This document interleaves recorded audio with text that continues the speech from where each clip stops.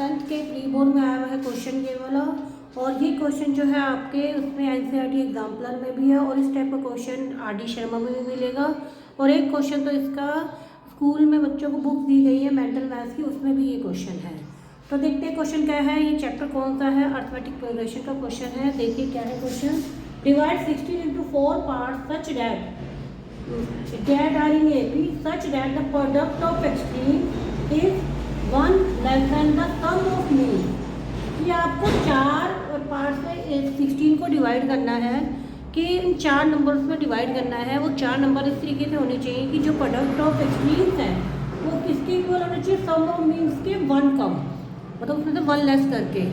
तो जब इस तरह से क्वेश्चन हो कि एपी के 4 नंबर्स हमें दिए हुए हैं जिनका सम या प्रोडक्ट समथिंग इस तरह से इंफॉर्मेशन दी है, तो वो एपी के 4 नंबर्स हमने लेने कैसे हैं।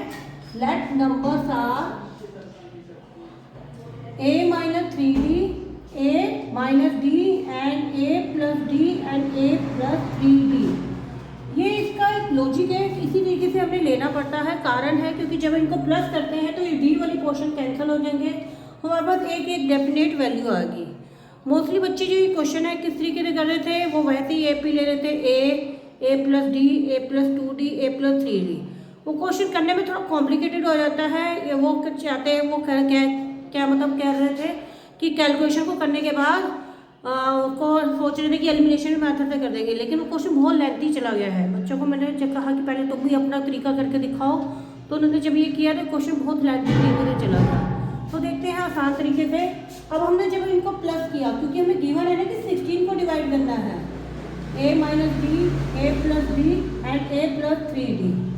आपकी वैल्यू कितनी है 16, 3d और 3d कैंसिल, a और a कैंसिल, 4a की वैल्यू 16, तो a की वैल्यू हमारे पास कितनी आई है 4।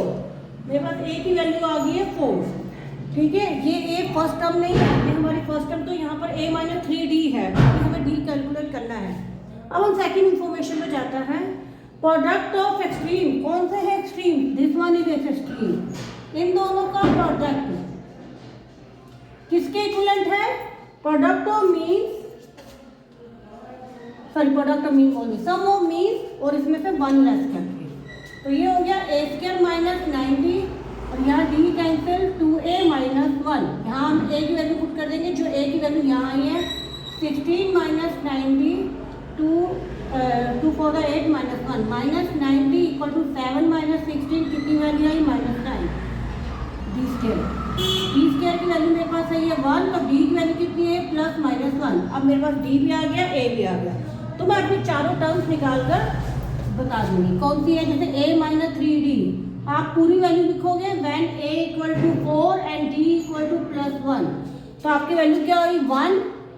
a माइनस डी में इसकी वैल्यू क्या हो जाएगी हमारे पास 3, नेक्स्ट कितनी हो जाएगी 5 और 7। When a equal to 4 and d equal to -1, तब आपकी वैल्यू हो जाएगी 7, 5, 3 and 1। That is our answer. अगर आप इसको उस तरीके से करना चाहोगे जैसे आपने पढ़ा है एपी में a plus D, A plus 2d, A plus 3d, तो चलिए यहाँ पे इक्वेशन एक क्या बन जाएगी, इक्वेशन बन जाएगी 4a plus D 6d equal to 16। और यहाँ मल्टीप्लाई करने पर क्वेश्चन बहुत ही कॉम्प्लिकेटेड हो जाएगा। तो बेस्ट तरीका है जब भी एपी के 4 हमें कोई नंबर दिए कि 4 पार्ट्स में डिवाइड करना है जो कि एपी में है, तो आपने वो नंबर्स लेने हैं a minus 3d, a minus D, a plus D और a प्लस 3d। तो ये था हमारा क्वेश्चन, बड़ा इंटरेस्टिंग था। उम्मीद है आपको ये क्वेश्चन समझ में आया होगा। वीडियो पसंद है तो वीडियो को लाइक करें, शेयर करें और कमेंट करें। Thank you.